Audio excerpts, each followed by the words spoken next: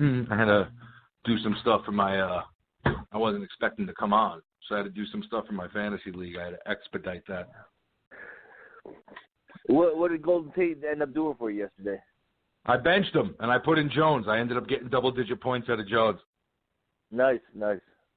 Yeah, Tate did nothing. Well, that's the problem with now that Calvin Johnson's gone, he actually spreads it around. It's like a guess on who he wants to target. Yeah, I took a shot with they just had a good matchup. And my other two guys were Hogan and Woods, and I liked them both, but it's like the playoffs. Like, one's coming off a shoulder injury, caught one ball. The other one's coming off a shoulder injury. So I figured I'd go with Jones. To go with Robert Woods would be ballsy, but would be ballsy. It'd be ballsy because especially Goff spreads it around, and honestly, I think Gurley's going to blow up today. So do I. Something told me that game could be a little sloppy too. They have no linebackers. Bobby Wagner, I don't think is playing, or if he's playing hurt, and KJ Wright's not playing either. Welcome to the Bleed Big Blue podcast, dedicated coverage of the New York Football Giants by your hosts, Marco, Trifecta, T. Merritt, and JBW. Good morning, Bleed Big Blue Nation. The Trifecta and Tim show on a Sunday morning today. What's going on, Bleed Big Blue? Tim, you with me? Yeah, I'm ready to go.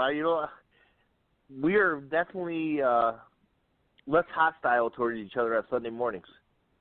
Well, it's a day of rest. I haven't worked all day. I'm not exhausted, so I'm a lot less irritable at this time in the morning than I am at 10, 11 o'clock at night. Well, true. Although you never know. With some of these things these Giant fans have been saying lately, you never know what can set me off, though. And, anybody that doesn't follow James on Twitter, you're missing out because... Carl Banks hates me. He responds to you, and it makes me laugh. He just responded to me this morning, too. It was hilarious. Yeah. And he didn't even yeah. I watch your stuff every day, and you know what? I do like to troll James a little bit. Apparently, Carl Banks does as well. I did see the one guy. You know what? Let's just state this fact for right now. Anybody that's asking about Victor Cruz coming back to the Giants, relax. Stop. Are you kidding me? He's not even in the league right now. Stop. He couldn't even make the Bears, who have no wide receivers. Stop. It's over.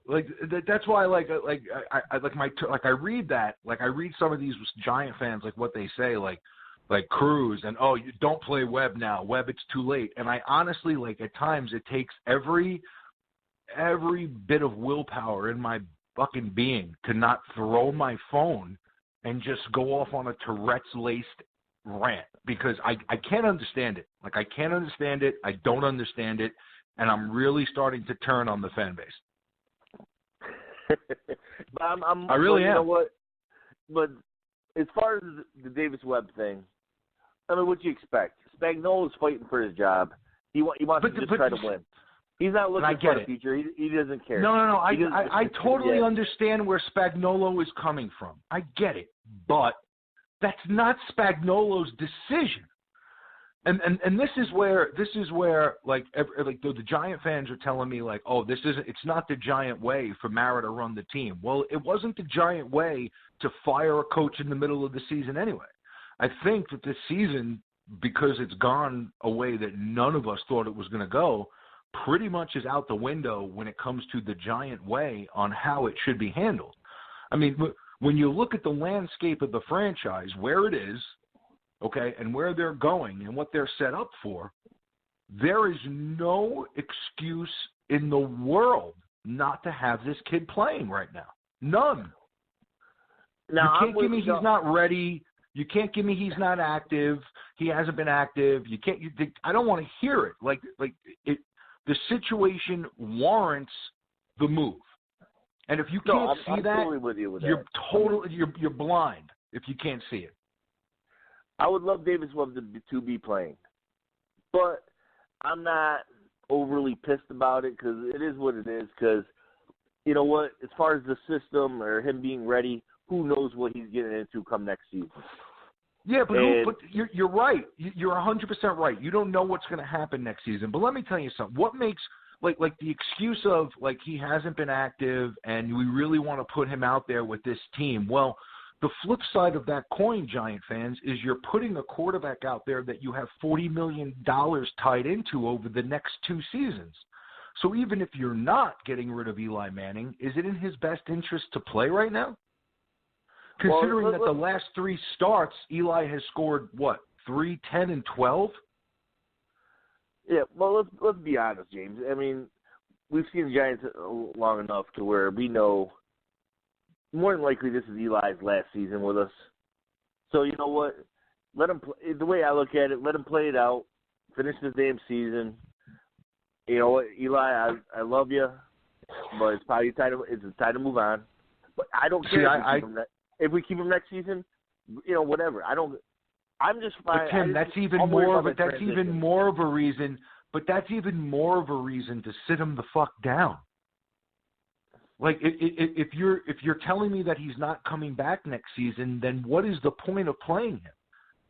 Like I just don't get it. And I'm sorry, but this falls on one person's shoulders, and that person is John Mara, and that's it.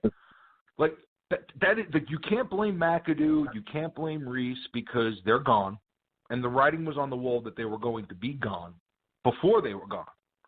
Yeah. So what you really get is if you look at the big picture, and this is something that Giant fans do not want to, and there's no way to argue it, because this is what really happened.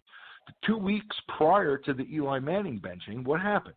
They came out and they said they have an interest in looking at not only the quarterbacks that were coming out in the draft, and there were articles that were printed about this. This is not fake news, that the Giants were looking at the quarterbacks that were going to be available in the draft, and there was word from management that they wanted to, at some point in the season, take a look at the younger guys.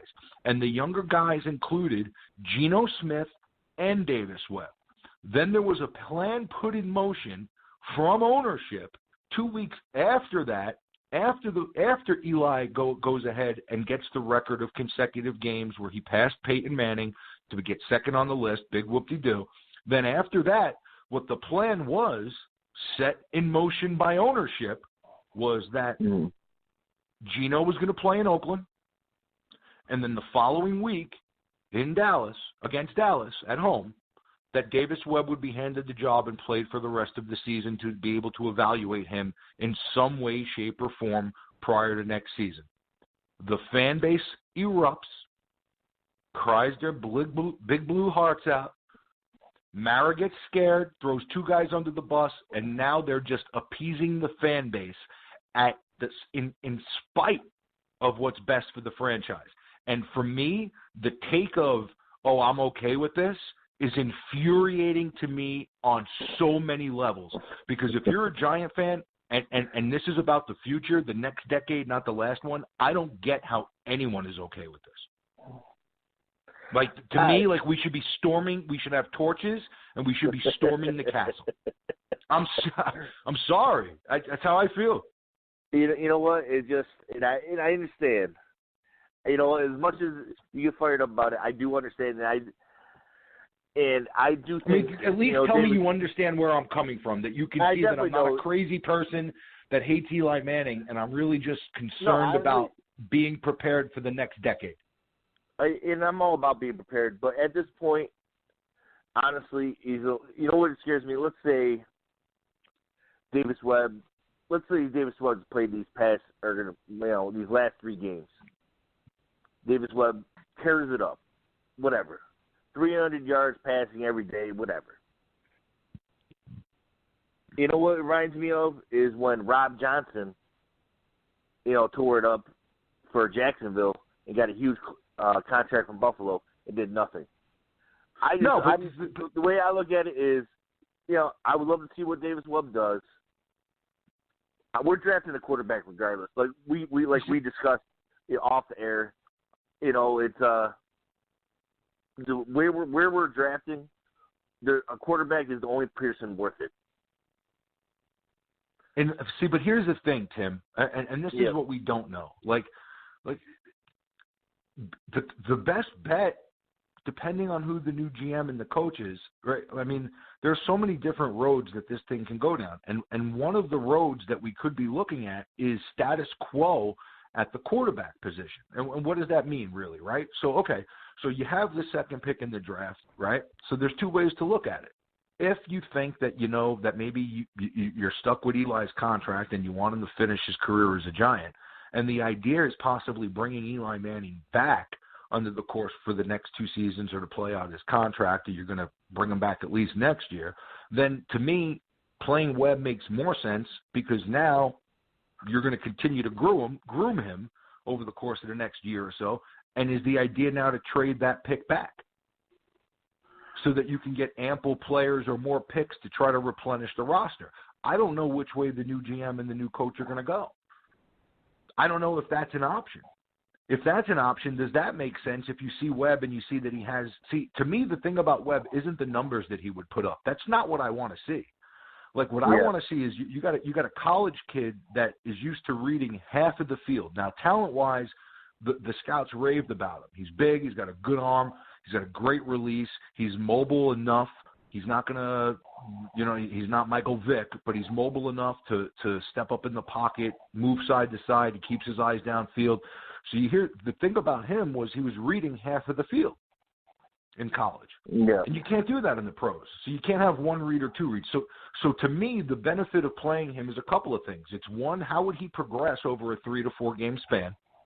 Does he get better in making those reads?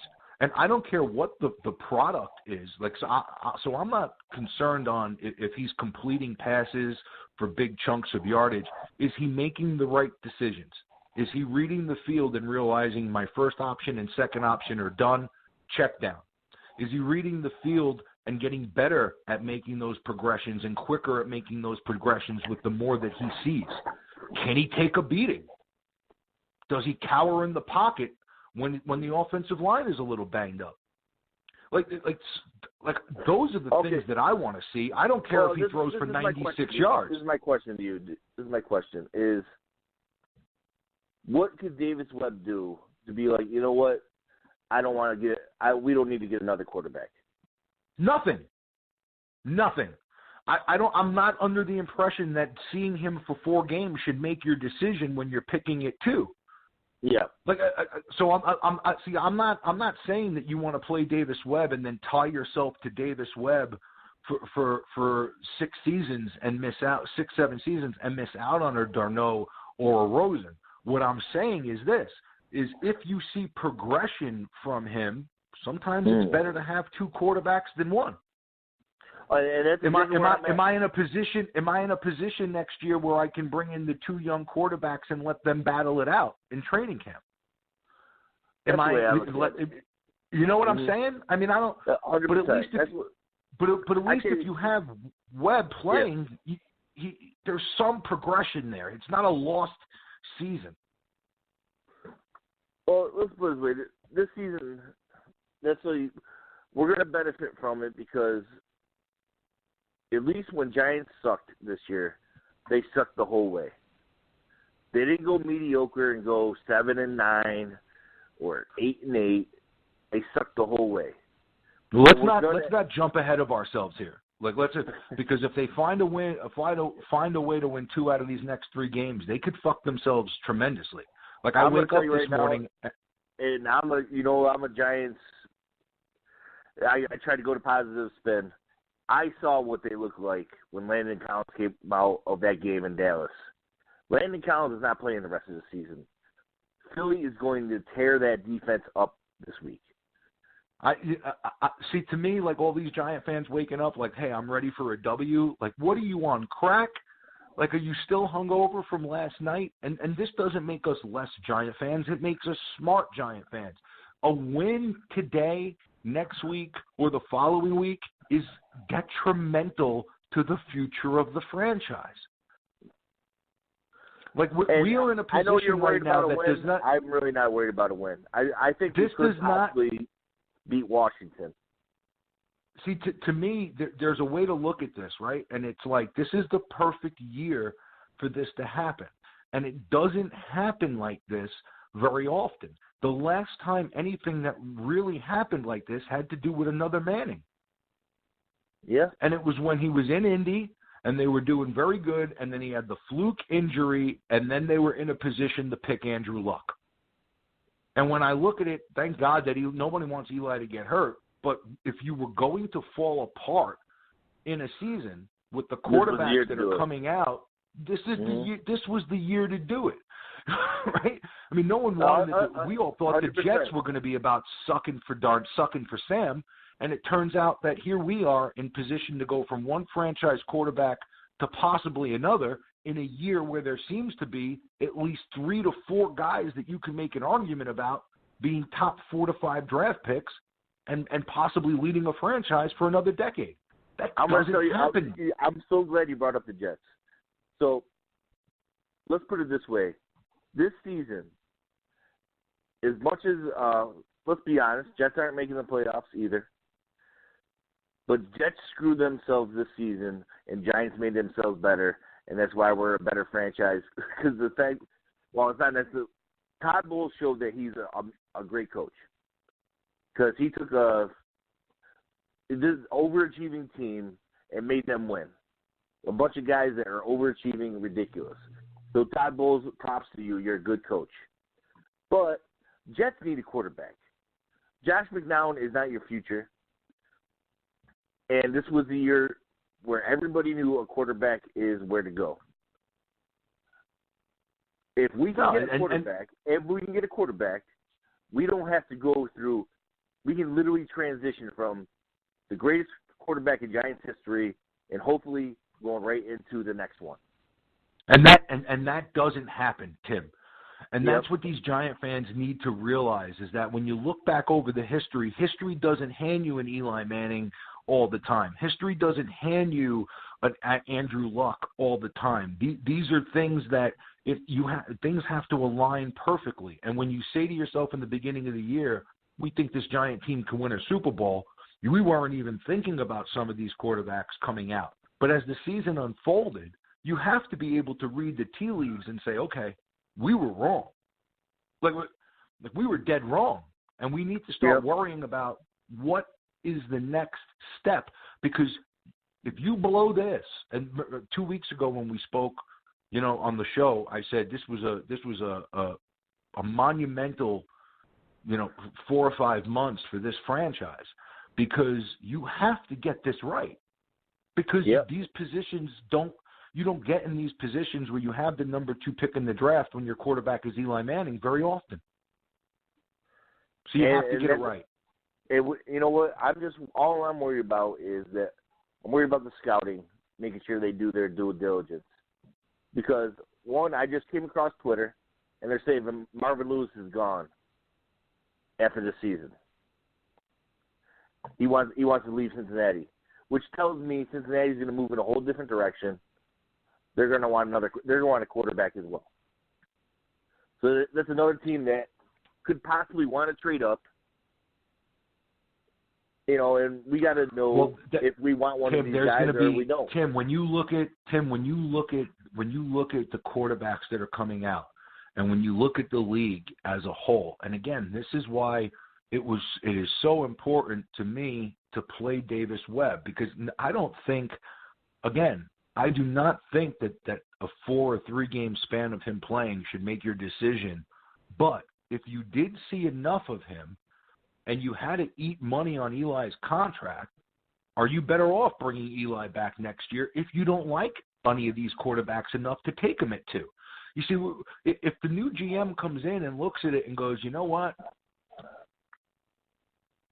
I think that I could put a team together here if I make the right moves in the next 2 years. Maybe I take advantage of Eli's window. The cap really isn't that bad if I move some other guys. And I'm in a position where I can get a king's ransom from one of these. If I'm sitting at 2, once the first quarterback goes off the board, my phones are going to blow up. Yep. So I'm in a position where I can not punt per se, but punt per se, you know what I'm saying, Tim? And say, I'm going to take a bevy of picks to rebuild my roster, knowing that I have Eli, knowing that I can still groom Webb because I like the way he progressed. I can continue to work with him. If another quarterback comes down the line, so be it. But I don't like these kids enough to mortgage my tenure here at the Giants with one of these guys. Yeah. I mean, I'm not saying that's going to happen, but you can make an argument that a new GM might see it like that. Well, this is the thing is if honestly it matters on the quarterback we take. And let's be honest, we're taking a quarterback in the top 5. We stay in the top 5. Yes, I would take a quarterback in the top 5. We're taking the quarterback. But here's what infuriates me. Here's what infuriates me though is I think Davis Webb is going to be a really good football player. I like the way he's coming from, and I'm hearing everything I'm hearing about him is everything I want to hear. First of all, he sounds like Eli's his mentor. He pretty much follows him everywhere. They work day and night, like in the film room. He's a gym rat. Yeah, he's a gym rat. And what they've been saying is literally Eli would have been less pissed about losing his job as it was to Davis Webb to get reps than it was. Can Eli stop? Can Eli stop? I am fucking. You know what I've been calling him? Carmelo. They're both my boys. I can't. He's Carmelo. He's Carmelo with rings, because he's holding the franchise hostage with his feelings at this point. I'm going to get destroyed for saying that, but it's the fucking truth. You are our antagonist. Let's be honest. You are. But dude, because I don't see it. Because I don't have. Let me tell you something. I love these guys. Okay, I love them. Okay, but you can't look at it with such feelings for these individual players. Not in the days of a salary cap era. You can't. Yep. Like, are you a Giants fan or are you an Eli fan? And because those are two completely different things right there. I really think we're probably going to move on from Eli after the season. I mean, even if we kept him for one more year, I'm fine with that, mattering on the quarterback we drafted. For example, if we draft Rosen, I think Eli should go. Because Rosen's ready to go. If you're drafting a quarterback, any one of those quarterbacks, Darnold, Rosen, Mayfield, Allen, Sam Darnold, I think could help from Eli. Well, I think if you're going to see, the guy that intrigues me is Darnold. Yeah. Because he's 20. Yep. Because the kid's 20. And when I watch him play at 20, and I watch Rosen play a little older and Mayfield play a little older, I look at Darnold and I'm like, wow, that kid, he's 20. He's a baby. He's 2 years out of high school. I mean, yep. That kid has a ton of talent, man. But I think Allen has a ton of talent. I think Mayfield has a ton of talent. It doesn't necessarily, mean that they're going to be able to produce at an NFL level. Yeah. That's why you need the right people in place, because this is a huge moment for the franchise. You can't get this wrong. You need somebody there that is smart enough and aggressive enough where if they like Rosen, they're willing to trade up to 1 to draft Rosen to make sure that nobody – like, you can't get it wrong. You got to get the guy you want here. Yeah. Did someone turn my mic on? Yeah, your mic's on. Oh, here he is. Here he is. All right. So I don't have very long because – Here he is. Here he is, the Eli apologist. I don't have very long because I have a family reunion to get to before the game starts. But I wanted to hop on for a few minutes and just share some thoughts. First of all, and this is neither good, bad, or indifferent, but I was amused by the fact that when I dialed in, the first word that I heard was James saying he was infuriated because Davis Webb wasn't playing. And so it's nice. I like that normalcy in my life, that consistency of message. Surprise. To have such a different take. Consistent, every day. I know what I'm getting, in this crazy world where Donald Trump is ruining our lives. I can count on Jimmy being upset about Davis Webb on a continual basis. And there's some peace in that. So that's what I want to say about that. Secondly, I will say that yesterday I celebrated my grandfather's 90th birthday with more friends and family from Long Island than I've seen in the past 20 years. And every single one of them, if one of them came up to me yesterday, 25 of them came up to me to tell me that the Giants were having a bad season. And I felt like saying, you think I don't know? You think I don't know this? Like, I'm aware they're having a bad season. And then they wanted to know what I thought about the Eli situation and what I thought about Josh Rosen. And I just want Marco to know that I plugged the site incessantly yesterday. So you might have a few more listens from Long Island over the next few weeks because I figured, well, I had the opportunity.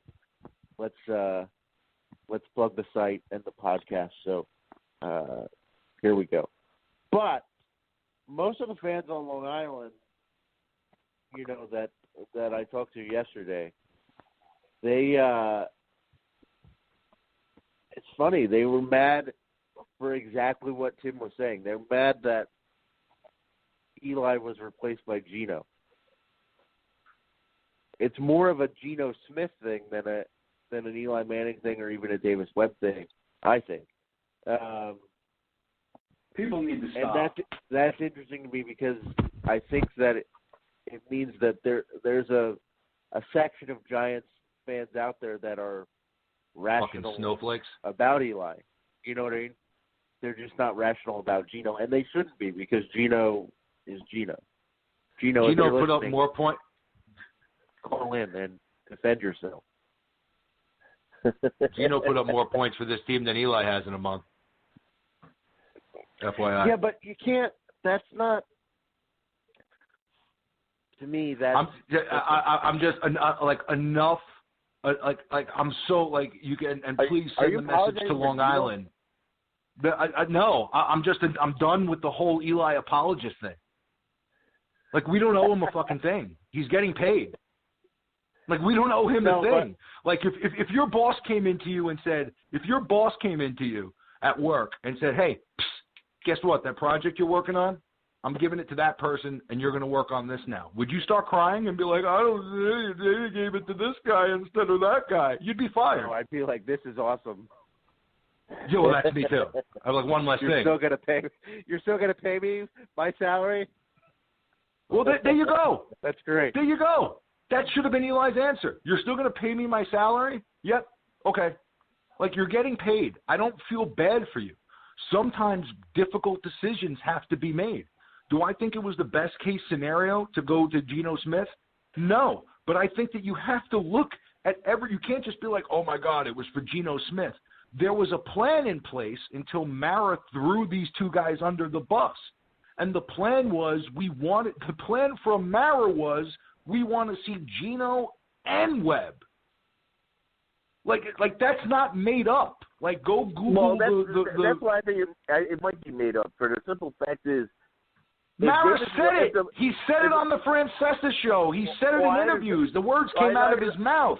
I understand Mara said it, McAdoo said it, all those guys said it. But the fact was Davis Webb was not getting reps during practice. But why? And there you go. So now we take another step back. That's stupid. Why not? Because the team thought they still had a run in them and they could compete. So they were keeping the more veteran guy on the bench just in case the shit hit the fan with Eli and he got hurt, that there was a guy with at least some NFL experience. They were still playing to win games up until week 10, which is asinine. So when you make the decision to finally say we're going to move on from Eli, it would have been unfair to Webb at that point to say you're going to go from inactive to jump over Geno to play. So they tried to put themselves in a position where they could still see Geno, who they wanted to see right or wrong, who they wanted to see, put a plan in motion to see him, went to him, and then chickened out before the smartest part of that plan to see Webb came into play. Get CPS on the phone because there's neglect going on. We're going to see. I was literally waiting in front of the line, and actually you waited a lot longer than I thought it would take. We're going to see Webb, though. I honestly think that we are. I don't think we're going to see him at all. I hope we do, Justin, but I don't think we're going to see him at all. I don't think he's not active again. They said they don't plan on him being active. Spagnuolo's trying to win. He don't give a shit about Davis Webb in his future. And that's why I blame Mara. And that's why I blame Mara. Because if you're Mara and you're looking at it and you're saying, who means more to me right now, Spagnuolo or Webb? If Mara can't look at that through the fucking glasses that he has on and say Webb is more important, I need to do what's best for my franchise, and you can't go to Spagnuolo, who has a history with the Giants, and say, Spags, I am not going to judge you based on the play of the quarterback. I am going to judge you in reference to how hard they play, how prepared they are, and if the kid progresses through 4 games, Spags, that just looks better on you. But you need to play this kid because I need to see him. Like, that's an owner running their team, and there's nothing wrong with that. Now, when you hire the new GM and the new coach going into next season, do it the Giant way. Hire them, back off. But right now, considering the situation, considering no GM, considering no coach, considering the clusterfuck, considering the draft pick, considering the QBs coming out, considering the 37-year-old quarterback, you can't go to Spagnuolo and say this kid needs to play? Come on, guys. Come on. He was man enough to go to McAdoo and say we want to see the younger kids, but now he's not man enough to tell the interim coach. This is about Mara and the fans and public perception. That's what this is about. The fans are running the asylum right now.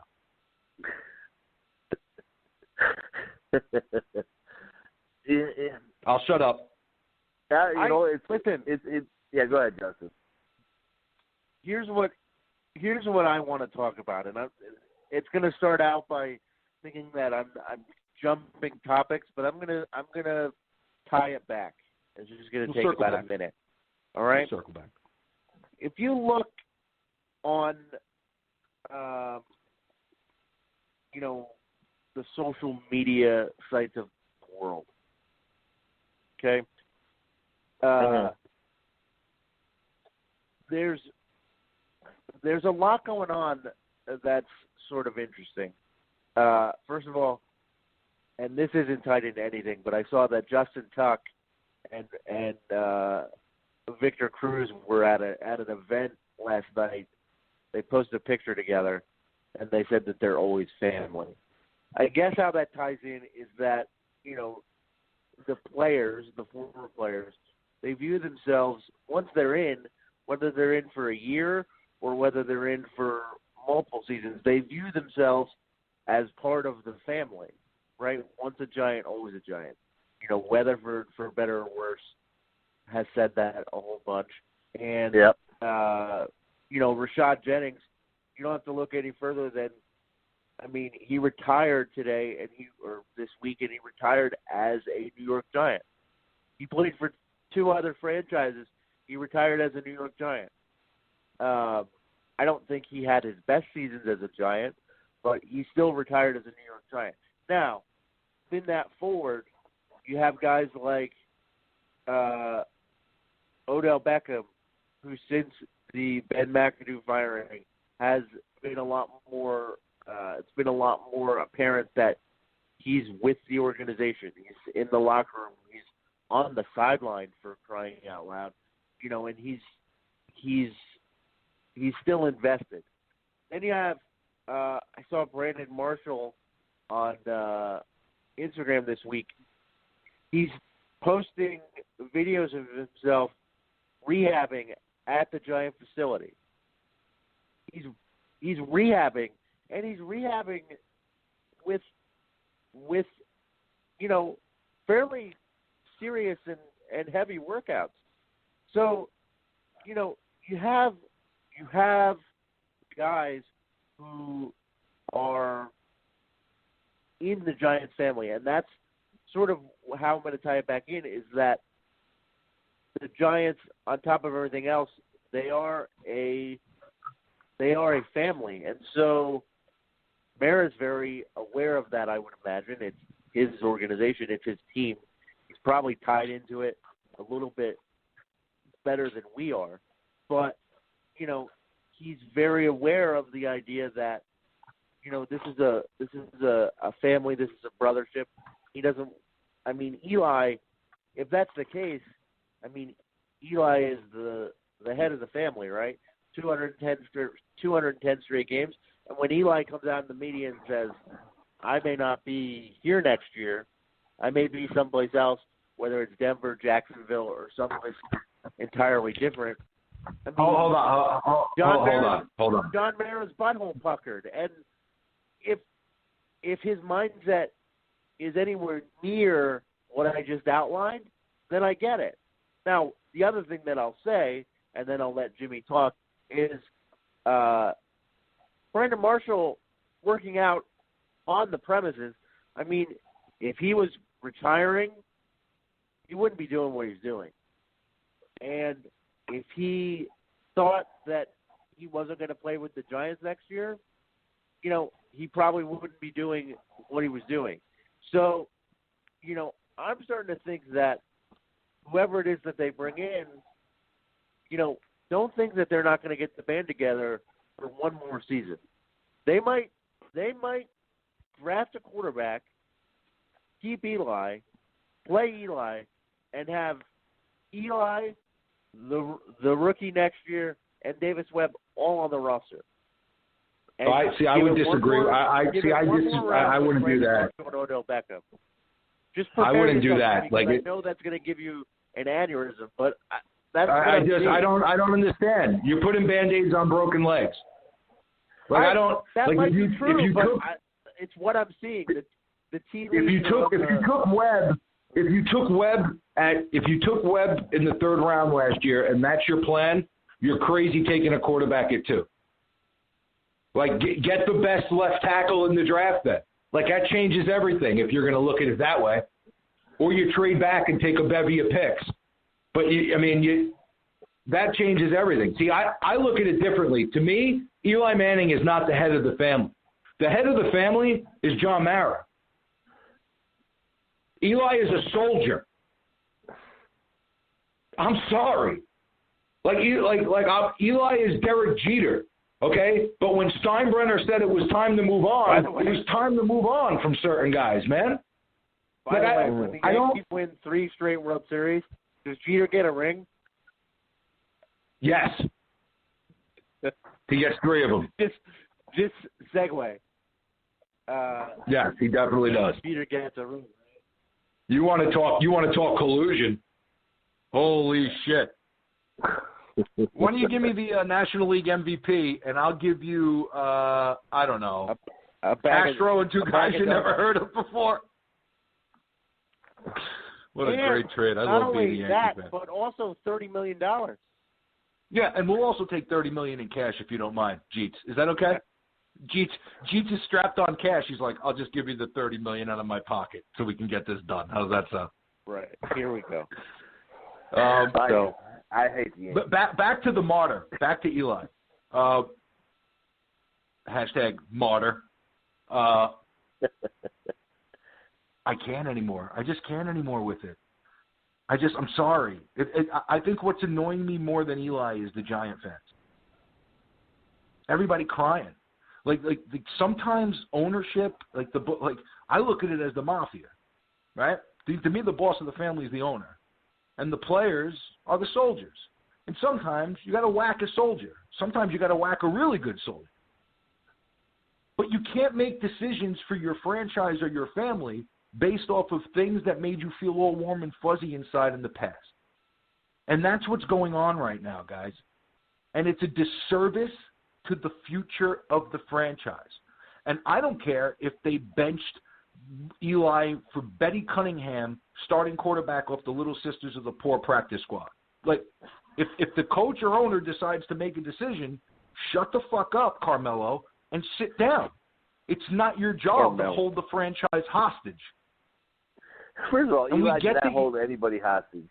He's holding them hostage now because it was okay to be all businesslike in 2004 when you crossed your arms and cried and said, I'm not going to San Diego. I don't like it there.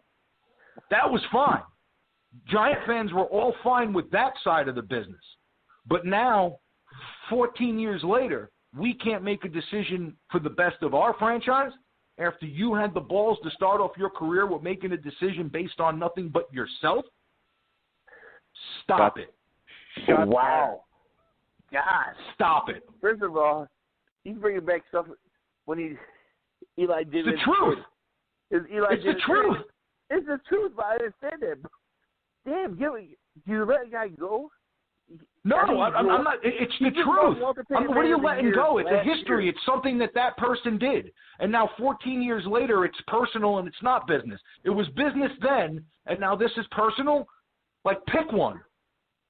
Pick one. Is this a business or is it personal? Because if it's a business and you're running it like a business and you were business enough to cry and pick where you wanted to go, and as Giant fans, we were fine with that, but we bitched at the fans in San Diego that when they go back there, there's pictures of Eli crying. If you were a San Diego fan, how would you feel about Eli Manning? We're not the only team in the league. This is a business. Decisions need to be made. He made one, and now 14 years later, when we're making a decision for the best part of our franchise, for what is the best decision moving forward based on a clusterfuck season, we're the bad guys? No, and stop it. I don't feel sorry for you. That's an interesting point, and I'll bow out on this. I'll hang up and listen. But what I wanted to say was that with the roster and the salary cap in its current state, whoever takes the general manager job is going to have quite a project on their hands in terms of spinning this and molding this and putting this together in a way that's going to make sense. Because right now, the Giants are lacking direction. I think to Jimmy's point, I think ownership knows what they'd like to do. They feel like they can't do it because this team has so underperformed. Because the fan base and ownership have Stockholm syndrome. The fan base is going to revolt, and they don't want that. The fan base and ownership are suffering from Stockholm syndrome. No. All right. So on that note, on that sentiment, I bid you guys adieu. Yep. And we'll talk to you guys next week. Yep. Stockholm syndrome. And you know what? This is what I want to put out here right now. And you know what? 'Cause I want to get. Am I getting destroyed on the message boards? I'm probably getting destroyed right now too. Good thing I can't see it. I haven't looked at it. Usually Marco's doing all that. I just want to put it out there. I want to get you in a good mood. You know what? Because I think I actually agree with you. It's time to move on from JPP. Oh. Yes. Finally, someone is on my side with this one. I took a shot with they just had a good matchup. Yeah, as far as JPP goes, you know what? I think Vernon and JPP are great defensive ends against the run. But the fact that JPP has like 5.5, 6.5 sacks, and 3 of them came in one game is unacceptable for what you're getting paid. Yo, who called it? Huh? Who called it with this guy? The minute he got his money, you won't see a productive season from him. I'm not gonna lie. I was with you as far as the being scared of if he gets his money, is he gonna just chill out? Go back. If you go back and you look at JPP's career, and this is how Giant fans still view him. They still think it's 2011. Like, no one can operate in the present who's a Giant fan. It's all about Victor Cruz and JPP, but it's over. JPP had a good season in 2011, his rookie season. And I'm on record as saying in 2011 when he came out, I thought he was going to be LT-like. I have never seen a man that big move that fast up and down the field, sideline to sideline from the defensive end position. It was one of the best physical seasons I've seen from a Giants defensive player since Lawrence Taylor. And I was high on JPP. I was down with JPP. And then after the Super Bowl season, he got a little complacent. He was big. Everybody knew his name. He won the Super Bowl his rookie year, and he disappeared. And then when did he show up again? In a contract year. And there were whispers from inside the Giants organization that they were concerned. Why do you think the franchise tag was in play? Why do you think they lowballed him on the first offer and made it get to the point that he was holding out on a deal that was on the table when he blew up his head? No, you're absolutely right. As far as you could look at these guys with blue-colored rose glasses on all day long, or you could look at the truth, man. And that's, just look at the truth. And you know what? I just want to put it out there because it's one of the tweets I saw you message. One guy was like, "Let's get rid of Vernon, JPP, and Snacks. Everybody, take the hit." Yeah. First of all, relax with Snacks. No, but here's the thinking on that, Tim. Let me here's the thinking on that though, Tim. All right. Let me just say this. We don't know what's going to happen. We don't know if it's going to be Gettleman and it's going to be status quo with what we have and just trying to piece it together, or we don't know if it's going to be a guy like Cassiero and then there's going to be that they're going to just redo the whole thing and let this guy take over. So let me just speak from this perspective. Okay? Here's what I would do. Okay? Yeah, if I was the new GM and I was taking over, okay, I would part of my presentation to the team would be like, here's my vision, okay? And my vision would be 3 years, 5 years, 7 years, 10 years, okay? And my 3-year vision, here's my 3-year vision. My 3-year vision in the first 3 years, I am going to completely decapitate your roster. I am going to get draft picks for cutting salary. And in the first 3 years, I'm going to eat the dead money. I'm going to rebuild through this draft with great scouting. Okay, we're going to spend money wisely and only in areas that we're not going to overspend because that's part of our 3 to 5 year growth. This is about development and getting better. Over the course of the next 3 seasons, we're going to gut this roster. We're going to go totally young, and we're going to build behind a young quarterback. And that means getting rid of loudmouths like JPP, Vernon, Jenkins. Yep. I'm going to eat the dead money. I'm going to take back whatever I can for them, and I'm going to hit on the draft picks, and I'm going to build a new culture with a young quarterback as a new leader and a new face of this franchise. That's where I would go. Okay, whether that quarterback is Davis Webb or Darnold or Rosen, that's a different argument. But I think that we misjudged this roster. We thought they were a lot closer than they were. I think last year was the aberration. They won a lot of close games last year, and they weren't that good.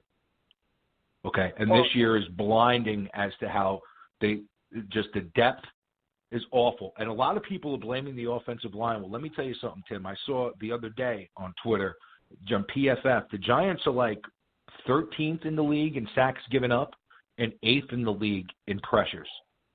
Now, a lot of that has to do with Eli, tip of the cap, getting rid of the ball, knowing where to go, throwing it away. But let's not over-exaggerate when we blame the entire season just on the offensive line. This defense has been horrendous from day one. Yeah, other than last year, like literally that's why Spagnuolo, as much as, hey, I appreciate the Super Bowl, but guess what? You have not done a good job. And that's the other thing, Tim, like when you said he's coaching to get the job, like if you were Mara, like I understand making him the interim, but are you really considering this guy for your fucking head coaching job? No, absolutely not. And, so then why is he making decisions that are going to affect – then why is he making decisions that are going to affect my team when he's not here? Do you see where I'm coming from? Like, I understand it's not the Giant way and that's not how we operate. Well, we don't fire people in the middle of the season either. So let's consider this year a wash, that this isn't the Giant way, that this is the year for Mara to be like, hey, Spags, you're playing this guy. And that's why I really think, as much as I think Gettleman could help us, we're not going to hire Gettleman because I think we're trying to go against the Giant way. And you know what? I feel bad for Kevin Abrams. I actually think he could be a good prospect who's interim GM right now. Well, I think that he'll stay. I think that he'll stay. Don't you think Abrams will stay? I think that even depending on who. Yeah, he's a good cap guy. He's a really good cap guy because the fact is, I just looked at the salary cap. I was looking at over the cap today. Giants are in the middle of the pack come next year as far as free cap space. You know, and they have like maybe $300,000 in dead money. And that's compared to everybody else, we're ridiculously a good spot. And that's you know what, that also gives you an opportunity to look at it two ways, Tim, right? I mean, Now we were just talking a minute ago about you're going to have to make some tough decisions. Well, if you're good cap wise, all right, is this a year for the new GM to take on dead money? You know what I'm saying? Is next year a year for a new GM to say, okay, we're okay cap wise, I can take some dead money against my cap because I'm okay cap-wise, and then the following year when I'm ready to really start putting into this thing, I'll be fine cap-wise with a younger team on rookie contracts and a whole lot of money to spend. You know what I'm saying? Yeah. It's an argument. I would put people on notice. For example, like Sean McDermott did for Buffalo. He got rid of half that damn roster as far as cap money. Got rid of Marcel Darius. Got rid of Sammy Watkins. Anybody that was going to either about to get a big contract or had a big contract, you're gone. And you know what? He just showed me how good a coach he is because he got rid of half the talent, and they're still on the verge of making the playoffs. They literally looked like Bills were trying to tank, just like the Jets were trying to tank, which showed me how good their coaches are. But that being said, we're going to have to do the same thing. Is whoever's not on board, see ya. That's why I'm with the JPP. He's on the edge of being old for a defensive end, and he's not going to get better. No, it's time to gut the roster. So JPP's gone. Vernon, I'm on the fence because he's still young. I think he's only like 26, and I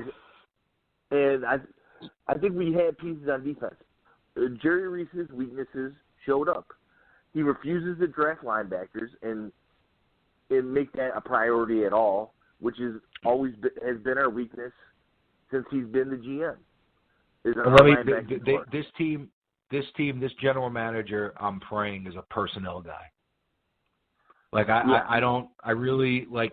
can hire an assistant or a capologist, get me a guy in here that's going to bring in some football players. You know, that's really all I care about at this point, and I'm concerned about the GM really before the coach because I think once we find out who the GM is, it's gonna narrow down some names in that GM circle that we're gonna be honed in on for coaches. The big question for me is GM. I don't want a 67-year-old Gettleman because of the fact that I'm hoping this GM is going to be here for 10 years. And that's where I'm at with that. And I'm afraid with Gettleman. I have a couple questions. Oh, we do. Go ahead. I'm looking at him right now. Yeah, Marco disappeared. He just left us on an abyss. Well, no, he was on, but I don't know what he's doing. So I pulled it up. Maurice is asking, so do you guys want to get rid of Beckham and Collins? I wouldn't get rid of Collins, and I don't necessarily want to get rid of Beckham, but if he's set on making $20 million with a new GM coming in here, the question is, what is the offer I would get for Beckham? Now, another thing that plays into that is this. See, I love Beckham, but you have to worry about what's best for the franchise and not what your feelings are for an individual player. So a lot of the questions become, is it going to be Gettleman? If it's Gettleman, Beckham's not going anywhere because Gettleman's 67 years old and is probably going to want to win over the course of the next 3 to 4 seasons. Agreed. So Gettleman would speak to me more of Eli coming back, keeping status quo, and trying for the next 4 seasons to put something around Eli Manning. Okay? If you go young, considering some of Odell Beckham Jr.'s antics, does the new GM with a young coach want to put up with it? Is it worth $20 million against your cap? All valid questions. I don't think Odell's going anywhere. I think especially if they go young, it gives you more money to re-sign Odell Beckham Jr. at that contract and make him the highest paid player in the league. And I think you can do that a lot easier without Eli Manning on the roster, like it or not. I think Beckham will be here, but I'm not opposed, if the package is right, to being open to making a deal for him. Put it that way. And I'm with you. Both are going to be here. And anybody that's a Giants fan, if you don't think Landon Collins defines what a Giant is, you haven't been watching Giants for a long time. Yeah, Collins isn't going anywhere. Collins will be here. Plus, he speaks to old his value school isn't very high right now either. His value isn't high right now either. He is not. And whether we like him or not, he's not coming off a very good season. And Maurice had other questions because I'm looking through other things. First of all, he thinks JPP is a beast and doesn't believe that. Maurice. Well, JPP used to be a beast. Yes, past tense. Used to be a beast. And now he's a ghost. And when he wants to, he can be. Yeah, when he's playing for money, when he's playing for a contract, or he's on a franchise tag. He's got his money, and he's not doing what he has to do. He's definitely not making. You're telling me he's worth $16 million a season or whatever he's getting when has 6.5 sacks? I could fix my offensive line for what I'm paying JPP. You tell me what the better trade-off is there. 100%. And you know what? Now I'm glad you brought up the offensive line. I just saw this thing yesterday. They said Brett Jones is rated as the number two pass blocking center. That being said, Weston Richburg just saved us a whole bunch of money by getting injured. Not only do we not have to sign him, Weston, we don't have to sign you, and Brett Jones is center. Q2, goodbye. And we could literally, I just saw Brett Jones will be a restricted free agent, but we could literally sign him for 1 year, $2 million. So Brett Jones is going to be on the team Pugh's another one. Pugh's another one. Goodbye. Like I'm not overpaying for Justin Pugh. He's been if Pugh wants to make $8 million a season, I'm fine with it. Goodbye. Anything more than that, I would not pay him $8 million a season. I wouldn't pay him $5 million. I wouldn't pay him $5 million. I don't think he's very good. Why? He's injury prone. That's my problem. He hasn't finished the season. I just don't. Yeah, he's just not, and he's not, for all these things about him being so versatile. Yeah, you could play him, you can move him around to not play very good at any given position. Great, that's fucking phenomenal. Next, he's going to be one of the highest paid offensive linemen on the market this year. You're going to end up overpaying him and giving him a bad contract. No, thank you. It's time to rebuild. I'm sorry. Well, Maurice is happy that we don't run the team. Good. And I agree. He's saying we have no real running back. Maurice, they've done very good with keeping JPP. That was a smart decision. The defense has looked great, Maurice. You're right. Let the guys that are making those decisions and drafting those guys. They're doing a great job. And so Dave, he also thinks he's like, just like we talked about earlier. He thinks Giants have no choice. If Giants are drafting in the top 3, we're taking a quarterback. Yeah, totally agree. I think so. Totally agree with you.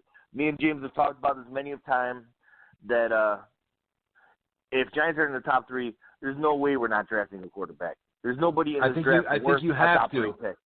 I think there's 2 options if you're in the top 3. To take a player that's not a quarterback in the top 3 is asinine because of the fact that if you're not going to take a quarterback, somebody is going to want that quarterback. So they're going to offer you, because of the fact that it's the number 2 pick and quarterbacks are so sought after, someone is going to give you a king's ransom for that pick.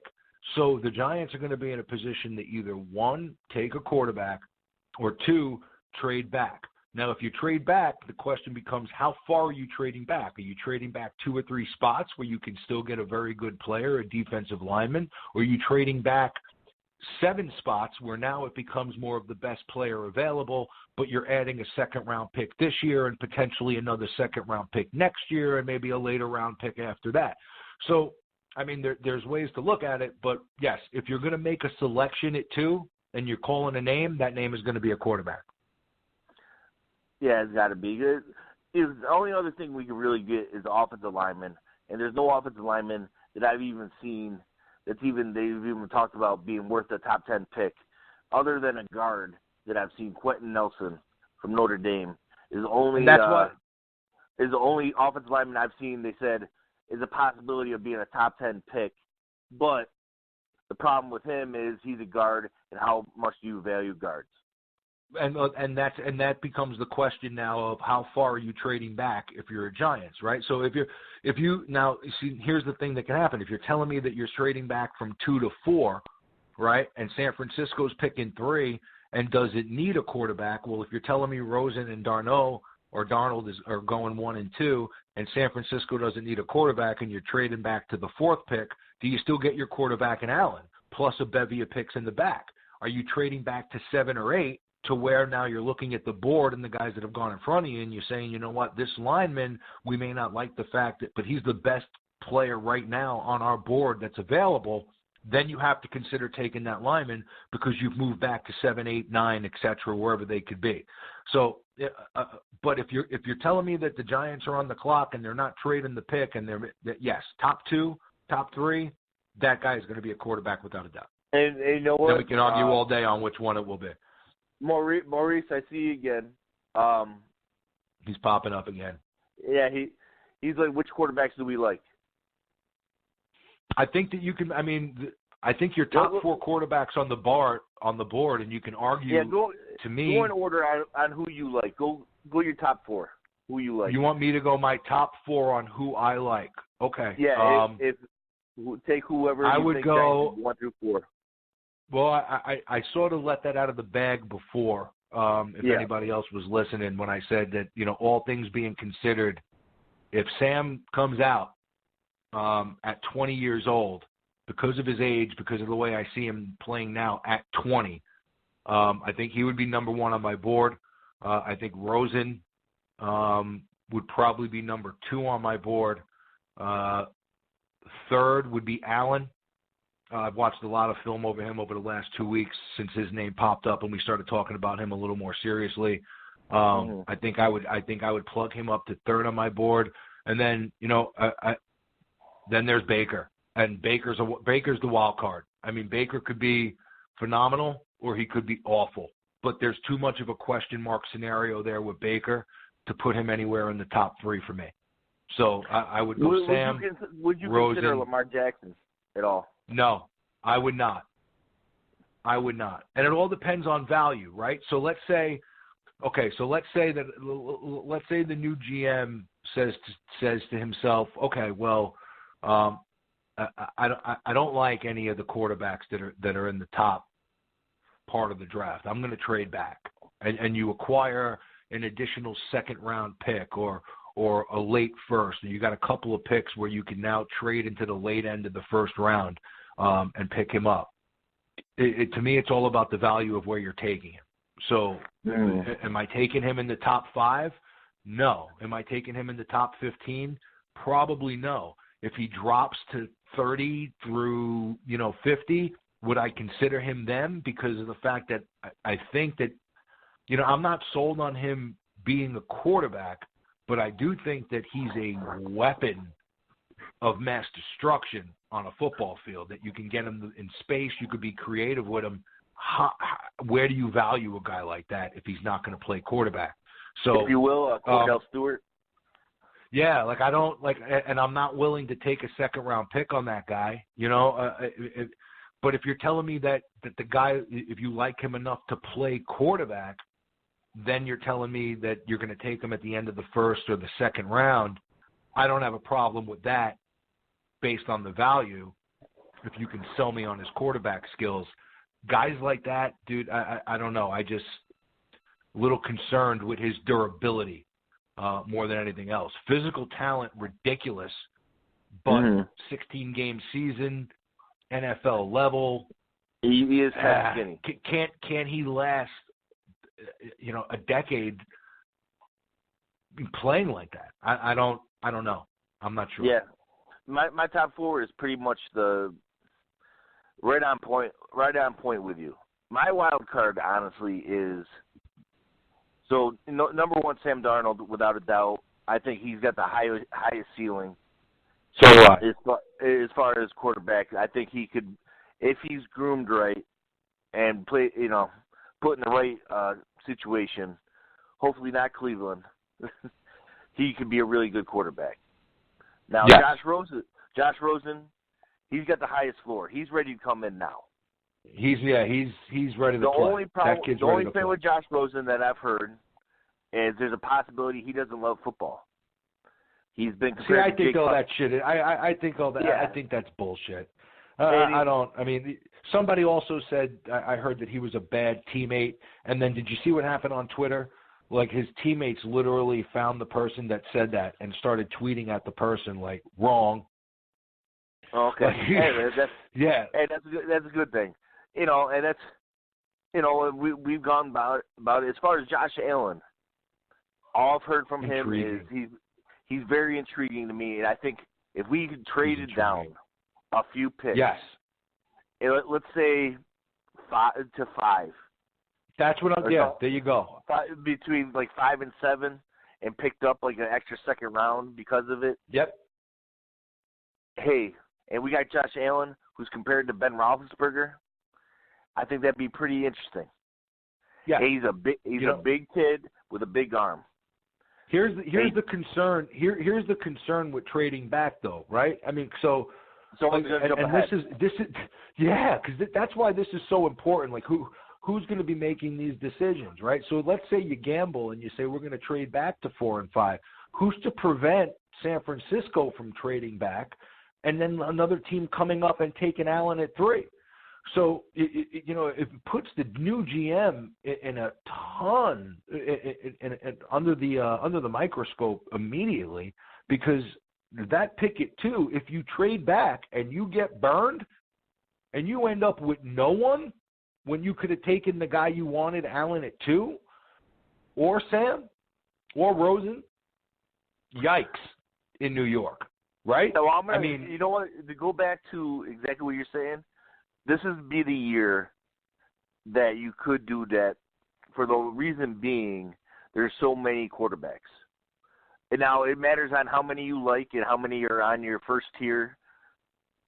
Knowing Giants, if you want to go old school Giants. Yeah, but here's the problem with that, Tim.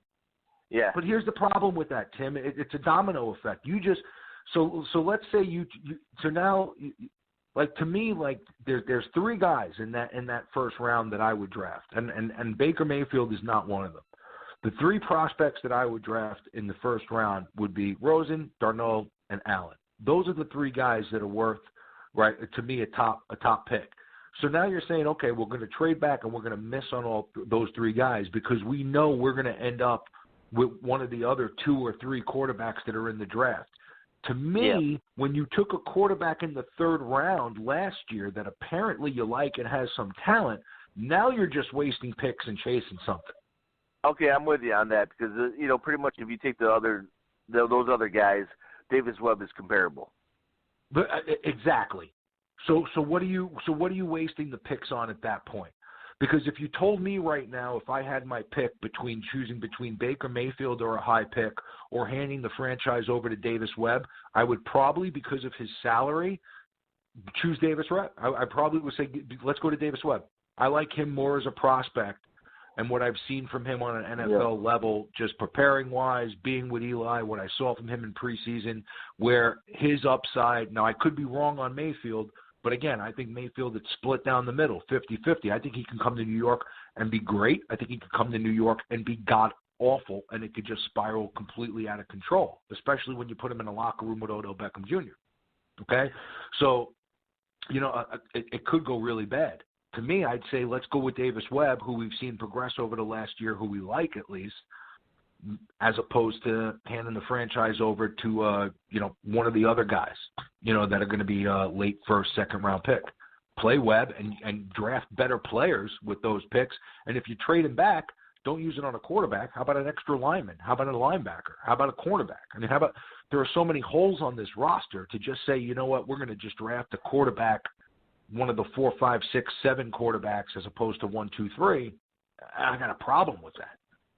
Well, that's why I don't, knowing the Giants, we're not going to trade back. If we have a top 3 pick, we're taking a quarterback.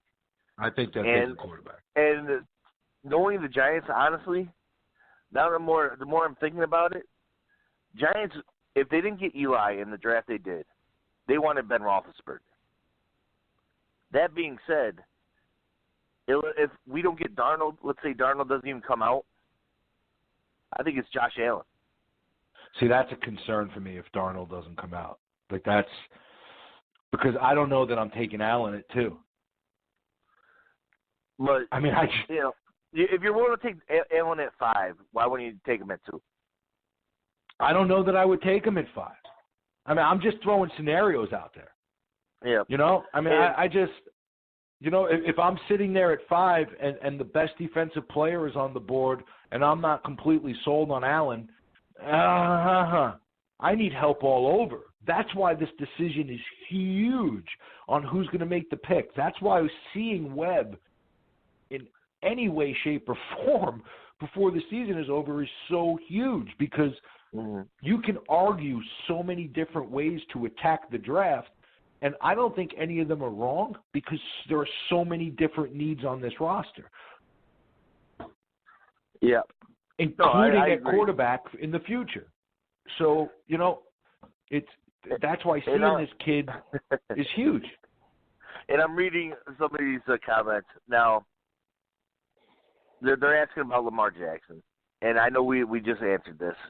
But let's just put it this way. Lamar Jackson, I like his talent. I love his talent. But the problem is he's light. I love RG3's talent. How did that work out? If you tell me he's durable, then, hey, I'd say Giants would do it all day.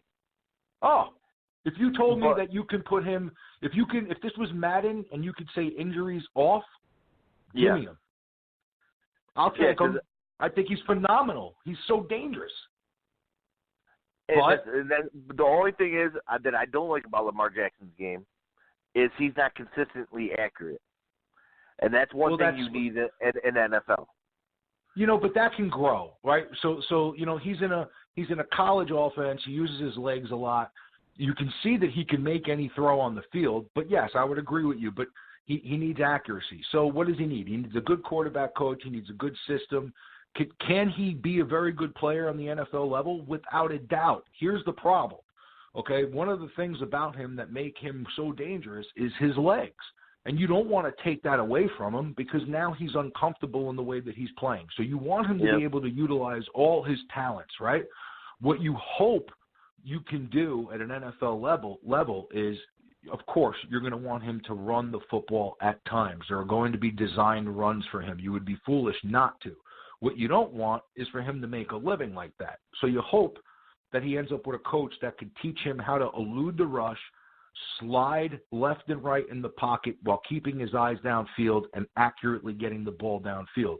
You hope that the accuracy would come with reps at the NFL level. Here's the problem I have with a guy like that. The defensive players on the NFL are so much better at judging angles. So if a quarterback's running, these are guys at the NFL. This isn't college where a guy's taking a wrong angle and you're able to bust open a 60, 70-yard run. These guys are precise, okay, and they're huge. They're monsters, okay? And for you, over a 16-game season, are you going to last your rookie contract at that weight playing like that? And that's my point. And I just want to put it out there because I'm reading the comments. CJ, Lamar Jackson is not comparable to Cam Newton because Cam Newton is as big as the offensive lineman. Agreed, 100%, without a doubt. And if Cam Newton was in the draft, there wouldn't even be a question who we want. No. I mean, that's totally different. Cam Newton is the size of a tight end. I mean, so he can take, and even so, if you want to bring up Cam Newton, he's gotten beat up over the course of his career as well. Yep. He's been tremendously successful. He's been an MVP. He's been great. Okay, but when you play like that, even at that size, you've seen it wear him down over the course of his career. You've seen him get beat up over the course of his career. Can a guy like Jackson endure that? To even be playing at this point in his career at the same age as Cam Newton is right now? I don't know. That's a huge question to me. I'm not willing. RG3. I think in a way, was amazing in college. Oh, what an arm! Great accuracy. He could run and all that stuff. And the problem is, you even RG3 saw RG3 on an NFL level thrive. He played well for a period of time at the NFL level, but he couldn't stay healthy because he took shots. And that's the question I have about Jackson. It's not his talent. I would like to see somebody take Jackson and utilize him as a receiver or like a slash type player that you can use in different scenarios. But to me, I'm not taking a guy that I'm going to use as a gimmick guy or a wide receiver or train him to be a slot receiver in the first or second round, especially a guy that's going to be a project. Oh, 100%. We don't have that luxury right now. Yeah, no, definitely not. But there are teams that do. So, there are teams that you could say in the second or third round that can say, you know what, we're going to take this kid, put him behind our veteran quarterback because we love his talent. We'll let him develop as a quarterback. But in the meantime, we can use him to do other things on the roster. I think if you put him in New Orleans, if you put him in Green Bay, if you put him give me another quarterback, Tim.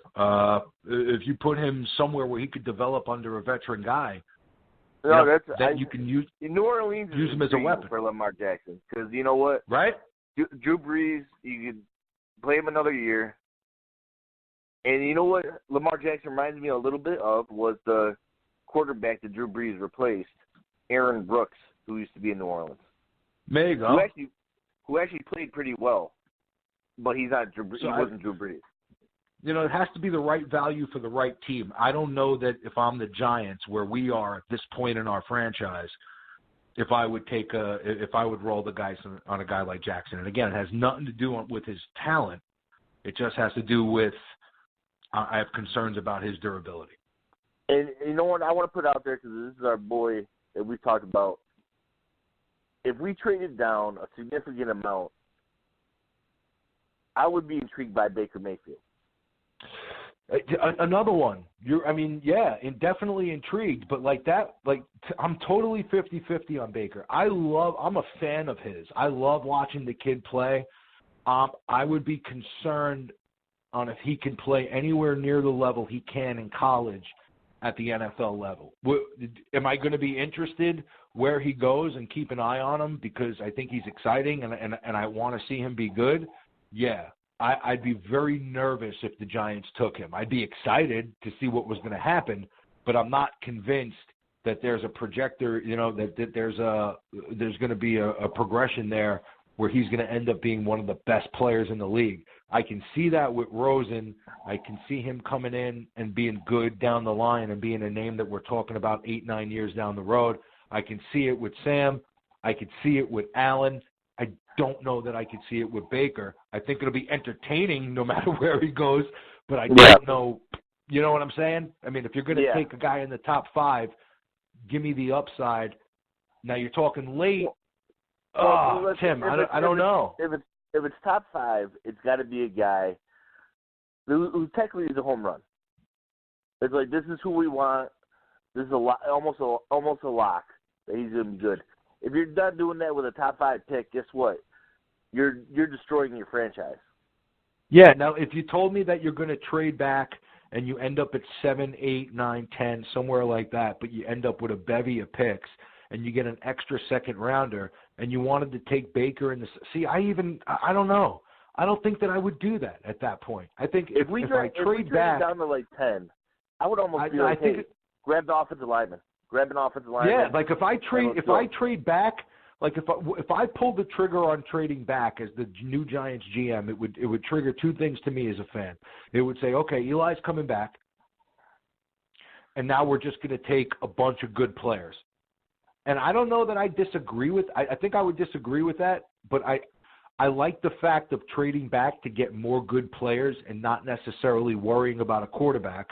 I also like the fact of knowing which guy you want to get and getting him at 2 or 3 and not trading back. So I think I'll be happy with either scenario. If they trade back to 10 and take Baker there, I think I'm going to worry a little bit. Yeah. I think that's If they were willing to do that, they would also give me a vote of confidence on Davis Webb. Well, yeah, that's the other thing, right? So, I mean, why am I going to take a guy like who do I like more? 6'5", 230-pound beast that can sling the ball 70, 80 yards downfield and is big and may be able to take more of a beating, or do I like the 5'10" guy if he's wearing heels, if his cleats are spiked up that day? Do I like the 5'10", 5'11" guy that is going to have to run around to make plays and may not be as durable or, What they said, Mayfield's bigger than Russell Wilson. He's bigger than Drew Brees. As far as Mayfield. He's like 6 foot, maybe 6'1", maybe. As far as the other guys, like you said, I like Darnold because of the youth, and he's obviously got the talent, and he's played it at the top school. Rosen, I think, could come in literally day one and actually do something. Well, I think that I'll tell you the truth. I think that if I'm drafting one of those 3 guys, I think they're playing from day one. I don't even care that Sam's 20 and he's going to be 20. I don't care. Like if I'm drafting you at that spot, you're playing from day one. Like the league is different now. Like this isn't the league 15, 20 years ago, 25 years ago where it was unthinkable of playing a rookie quarterback. Because of how wide open the leagues are now, you see it. You see guys like Wentz and Goff. They're playing right away, and in their second year, there's such huge strides that they've been made. If you're taking a guy that early, you are committed to playing him from day one. You're doing and there's a quote. I actually had the quote, and it's downstairs, I think. But there was a quote, and of all people, it was Eli Manning talking about how the best way to learn is to play. You have to play. And I thought it was funny who was saying that, okay? So if you're drafting a guy that early, if you're committing that high of a draft pick that early, play him. Play him. I'm with you on that. The only thing is, I would say, hey, straight up competition, you and Davis Webb, best man wins. I don't really care what people were drafted. It's whoever plays. You see, whoever plays better, go for it. Here's the thing with that, though, because now what if and I mean, I guess it's a good problem to have, but here's the concern I would have with that, and maybe I'm Mr. Negative all the damn time, but so now we draft a quarterback in the top 3. We have Webb, right? Webb beats him out. Why the fuck did we draft a guy in the top 3? It's simple. Well, hey, maybe he's just not ready. But obviously Webb is. So Webb comes in and plays well. Now, why did I draft? What could I have gotten for this guy? Now, maybe you can get some for the future, but it's just. Do you see what I'm saying? There's so many monkey wrenches in this thing right now. But hey, worst case scenario, if that's what happens, let's say Davis Webb beats out whoever the hell we take in the top 3. I'm fine with it. Because you know what, best man wins. As long as we have a quarterback, great. And you see what New England does. They draft quarterbacks all the time in like the second round, and they end up trading them away. If that's what we had to do, that's what we can do. Well, I will feel a lot more comfortable if it's Mr. Cassiero making the decisions. I'll tell you that. Okay, you know what? Now let's get into. We already know. You know what? Maybe the people don't know. Who's your top 3 GMs that you want? I think it's changed. over the course of the last couple of weeks since we did this before. Really? It's still Cassiero number 1. I think I would go Wolf number 2. Yep. And Sims is still my wild card guy. Okay. Yeah. All right. I don't think Sims has any. But if you're asking me for top 3, I really have 2, and I'll just throw Sims' name in there for some fodder. But Cassiero, and I think I would go Wolf number 2. I want to see one of these younger guys get it. And I'm with you with that, especially with the Giants. They want to keep their GM there for years. Just like you said, that's one thing with Gettleman. You're only going to give him 5 years. Maybe you're grooming Abrams to take over when Gettleman leaves. I'm sick of grooming. Get me the best guy. I'm sick of the in-house.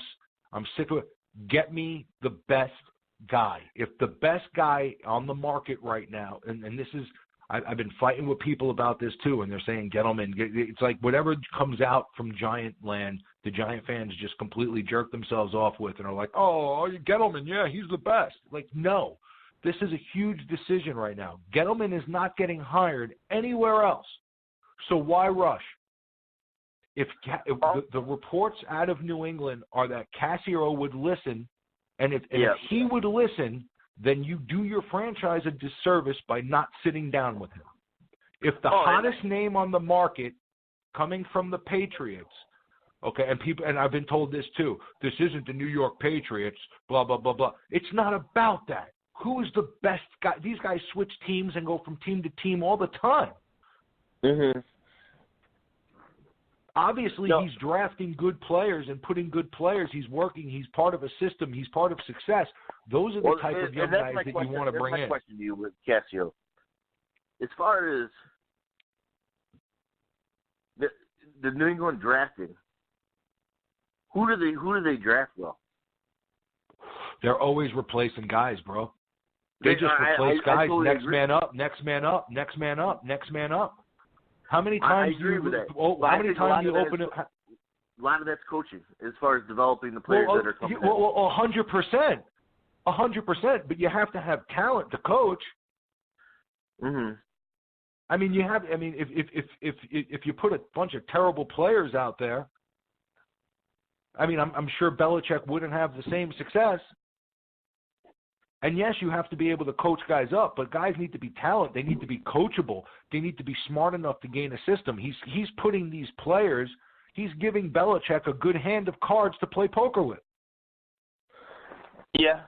And I don't think he's the only say in the matter. I think Belichick has a lot of say in that. That's the other thing, too, is he doesn't have final say in New England. No, he doesn't have final say, but you know what? How many times do you think that maybe he was in a room with maybe one of the best that there is, Belichick, and Belichick probably, because I'm assuming they're close if they work together, let's think about it, guys, and Belichick made an argument for a guy, and it made sense. Maybe Nick learned something. Mm-hmm. You know, and maybe there were situations where Nick was able to tell Bill, hey, you know, Bill, this is – maybe he convinced him of it. He's part of a system. He's part of a dialogue. He's part of a system of winning, a tradition of winning, of putting players and a coach in the best situation and having a formula and a way of drafting those players and what it takes to build a roster of good football players. And what a coach needs to be able to get through a 16-game season. Depth on the line, depth at linebacker, how important the draft is, how you can't gamble at certain positions, how you need to get good, solid football players. I mean, that's a guy to me that you want to sit. Do I think you should hand him the job? No. But if he's the name on the market, the hot name, and given that's it, and he's willing to listen, you got to talk to him, right? You got to hear his plan. Oh, 100%. 100% you talk to him. You know, as far as my top 3, I'm right with you. I don't have Castillo there. The main reason I don't have him there is I don't want Josh McDaniels as a coach. See, I wouldn't mind Joshy. A second chance with Joshy. I wouldn't like go over like, oh, I'd be hating life if Josh McDaniels got the job. But he's not a coach I like. I like old school Giants, ground and pound. I don't want to go back to this West Coast dink and dunk, whatever the crap we were trying to do already. and just Josh Mails that does a different spin on it. My top three would be, I want Elliott Wolf as my number one. For the simple fact is, the way I look at it is, we're not only signing Elliott Wolf, we're getting Ron Wolf, who's in his ear. So I think that would be huge. Yes. And then you get. Well, that was one of the reasons I wanted Pioli. I mean, I like Pioli as an executive, but I thought that Parcells would be in Pioli's ear since he's his father-in-law. So, I mean, one of the allures of bringing in a Pioli to me was going to be who was the guy that may be assisting him. So, Wolf, you're 100% right. That's why Wolf jumped to number 2 for me, because I think you get his dad along for the ride as well. Yep. Maybe not as a crystal clear figure, but definitely as a second voice. Yeah, I mean, who's he going to talk to otherwise? He's going to talk to his dad, hey, if he's between a couple of guys, Dad, who do you think I should take? And Ron Wolf's doing the what's your opinion? Yeah, and Ron Wolf's doing the work now anyway. Yeah. And then, I mean, and you're right. I mean, and that doesn't mean that his son's going to always side with him, but it's maybe Dad, who has more experience, sees something that he's not seeing. I mean, it's just good to have a guy that you trust to be able to bounce things off you, who has the experience that his father does. That's not a negative whatsoever. I think that's a pro for him, definitely. I like Wolf. And he's young. Number 2 is another younger guy. I like to see Louis Riddick get a shot. I know you're high on Riddick as well. I know that. There's the one thing I like about Louis Riddick is, one, I've seen him. I can see his philosophy, and I think he's pretty much on point with his value on players. At least that I've seen over the past few years. And not to mention, he's worked with Philly. He's worked with the Redskins. He knows the division. Yeah. No, I mean, I like him too. He's a nice name. I want young. I like young. Yeah, and I want younger guys. And go from there. The other guy I was looking at is, which I don't think we'll get, is Eric DaCosta, the assistant GM in Baltimore. Oh, that's an intriguing name. Because pretty much he's supposed to be the heir apparent to Ozzie Newsome when Ozzie Newsome retires. Yeah. So if we could steal DaCosta from them, which other people have tried. I got news for you. I mean, that's not a bad name, dude. I would not be upset if DaCosta got the job. I mean, look at the team. Now, again, Baltimore offensively, maybe some difficulty at certain positions. But when you look at the players that he hands Harbaugh, usually good, solid football players. Baltimore is great at drafting. Period. I mean, there's really very few draft picks Baltimore misses completely on. They really haven't been able to get a receiver, but good, tough football players. Ozzie Newsome has done a hell of a job drafting. Even if you want to throw arrows at Flacco, the guy's won a Super Bowl. I mean, so it's tough to really, shit all over Flacco. You can not like him, and I'm not really a fan, but the guy does have a Super Bowl ring. Yeah, but once he got his money, that's when he all of a sudden wasn't working as hard. Yeah. Some players are like that. Yeah, some players are. But I mean, if you want to talk about, he did draft a guy from a little college that won a Super Bowl. So yeah, they do a damn good, well drafted, job drafted. And that's the only thing is, I don't think we'll be able to steal him from Baltimore, but it's a possibility. I think that's far fetched too. But the Giant job is very attractive. So you don't know who's willing to listen or come out of the woodwork for this job. I think a name that you're going to hear before this is said and done, maybe I'm 100% wrong, but I go back to 2 years ago and the reports that he called the Giants a day before McAdoo was hired and almost threw a monkey wrench in the whole thing. He was going to want a shit ton of money, but he definitely called the Giants and it was in play for 24 hours, and what really was the question mark was his wife and the money. Saban? The fact that he wanted the job was not a question, and he covets the New York Giant job. Nick Saban. Now, I'm not saying I agree. I'm not saying that I agree with it. Giant fans, don't go nuts. I'm not saying that go get Nick Saban. He's the guy. I'm not saying that. What I'm saying is that if Nick Saban calls you, you listen. You have a conversation with him. 100% you have a conversation with Nick Saban. I'm going to tell you right now, obviously you've heard from me and James, we want a youth movement. I see what the Rams did. I love what Sean McVay is doing. That's what I want. Yeah, he's got them playing hard. And you know what? But I think more than age. I think more than age, because when you look at it, right, and this is talent, as far as I'm concerned. If you're considered a job when you're in your 30s or early 40s for some of these top jobs, that means the talent is there. Here's the thing, though, right? I mean, so like let's say that what's more important to me than the age of the guy, the name of the guy, or anything is that you get it right. Yes.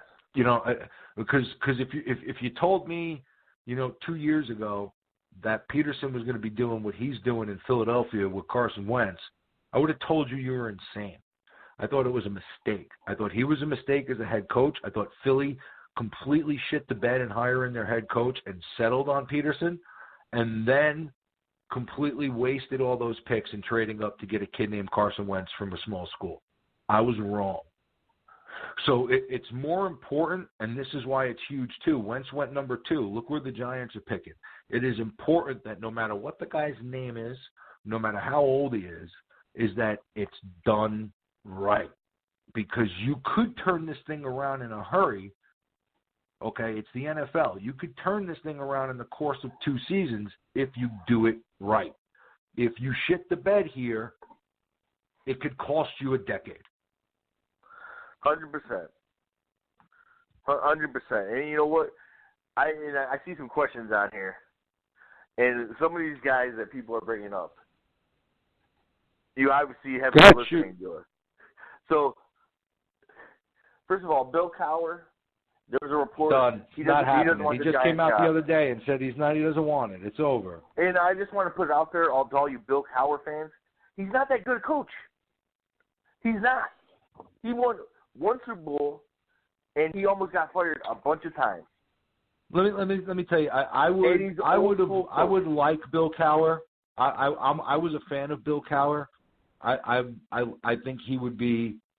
I think he would be. Sometimes after a long layoff, these guys come back and they're better. Sometimes a coach in his second go round is better. I think Cowher's an intriguing name. I think if he ever came back, he'd be successful. I think he's done. It's too stressful. He's got a good life. He's happy. I just think it's done. Cowher's not coming to coach the Giants. Yeah. John Gruden, the other guy. Now, as far as John Gruden, I wouldn't mind it, me personally. I would. Because I think the guy works. The guy works on it. And look, let me give you a preview right now. I'll give you a dream scenario. Go ahead, and I'll give you my preview of Gruden as coach. Gruden comes in, head coach. Jay Gruden gets fired from Washington this season. Comes to be as our offensive coordinator. Now that Marvin Lewis is going to be gone at the end of the season, he comes to be our defensive coordinator. That's our coaching staff. Boom. Great. Here's my scenario. Here's my scenario with Gruden. Okay. Yeah. Gruden comes in, right? He demands that Eli be his quarterback. The Giants, over the course of the next 2 seasons, continue to try to fix a broken roster just to win in the small window of time that they're going to have Eli Manning. It falls completely to shit. Gruden runs. Giants stuck. End of story. Yeah, I'm not going to lie to you. That's the one thing I'm worried about is Gruden just coming in for short period of time, try to take a shot with Eli, and then take it off. Then it becomes too difficult to rebuild. It doesn't go his right way. The roster's broke because you're going to try to stick with JPP and these high salary guys because you want to win with Eli. You're bringing in a veteran coach, a big-name coach like Gruden. That screams 2 years, desperation, have to win right now. And if not, then we'll worry about it down the line. I don't know that there's going to be 3 or 4 quarterbacks coming out that could potentially be franchise quarterbacks 2 to 3 years down the line, and a chance to take the next decade for yourself as a franchise. So I would hard pass on Gruden. And this is a good thing. How often do the Giants actually draft in the top 5? We don't, guys. So we need to take advantage of it. I don't want a celebrity. I don't want a celebrity. I want a football coach. No. So, as far as coaches, I know some GMs are linked to coaches and whatnot. If you've heard us, my top 3 coaches. Number 1, everybody knows it's David Shaw. Do I think we're going to get him? No, I think there's probably going to stay in college. But that would be my number 1. Number 2 is a guy that I think is actually somewhat under the radar, is Jim Bob Cooter. I think he could do wonders with a new quarterback, and he can mess around, and he works around the offense with what talent he has, and he changes it up. I like that. And also with him, it would make who he's bringing in as his backup people. Number 3, there's a guy, and I'm thinking about him, and this is a wild card guy. I'm not 100% on this. Rule? But it's already came out that he's probably going to be gone at the end. Who? I want the guy from Oregon, the guy from Manhattan. Did you ever see that guy? No. But the go ahead. I'm thinking about is Bill O'Brien, who's supposedly going to be out of Houston at the end of the season. I think he's a good coach. I just think he hasn't had a good quarterback. And when he finally did, Deshaun Watson, he got hurt.